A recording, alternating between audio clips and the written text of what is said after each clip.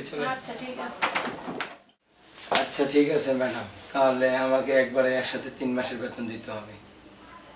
আরে তোর 3 মাসের বেতন কি, তোরে আমি পুরো 1 বছরের বেতন দিয়ে দেব, তুই শুধু আমারে খুশি করে দে। আচ্ছা, আমি যদি এরকম কিছু করি তাহলে তো আমার চাকরি থাকবে না, পরে তো আবার আমার বউ গোলাপের না খেয়ে থাকবো। আরে তুই চাকরি নিয়ে কেন চিন্তা করছিস? তোর চাকরি না থাকলে তোর তোর প্রতি মাসে বেতনের টাকা আমি দেব, তোর এটা নিয়ে কোনো চিন্তা নাই, তুই শুধু আমার খুশি। তোর সাহেব ব্যবসার কাজে সারা মাসই সে বাহিরে থাকে, তো আমি একটা মেয়ে মানুষ, আমারও তো কিছু চাহিদা আছে, আমারও তো কিছু চাওয়া পাওয়া আছে, বল। তা থাকতে পারে, কিন্তু ম্যাডাম আমার ভয় হয় যদি স্যারে জানতে পারে। কিচ্ছু জানবে না পাগল, এইটা তোর আর আমার মধ্যে থাকবে। তোরও তো ইচ্ছে হয় বল, আমারও তো ইচ্ছে হয়।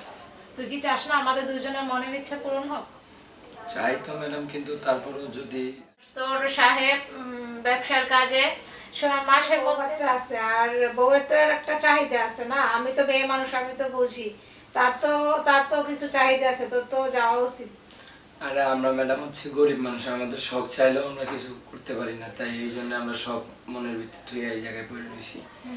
আর আমরা শখ করে আর যাইতেও পারি না, কারণ আমরা শখ করে যদি যাই তাহলে বউ পোলাপে না খেয়ে থাকবো আমরা। তো সব তো তুই আমারে দিয়েও পূরণ করতে পারিস নাকি? কি যে কোন ম্যাডাম, আপনার দিয়ে কি আর আমি ওই সব পালন করতে পারবো? তুই চেষ্টা করে দেখ, ঠিক পারবি। ম্যাডাম আপনি হচ্ছেন বড় লোক মানুষ, আমি হচ্ছেন গরিব মানুষ, ম্যাডাম আপনার সাথে কেমনি কি করবো? ভালোবাসার মধ্যে গরিব ধনী এটা থাকে না রে। না, তারপরও একটা ম্যাডাম আমার জানি কেমন ভেতর থেকে ভয় ভয় লাগে। গরিব আর ধনী তো প্রায় আসছি অনেকদিন হয়, বাড়িতে যাস না কেন?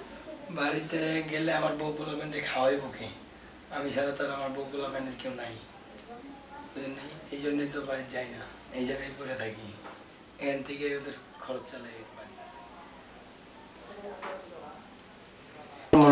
আমার এই মাসের বেতন আর লাগবে না ম্যাডাম, আমি যাই।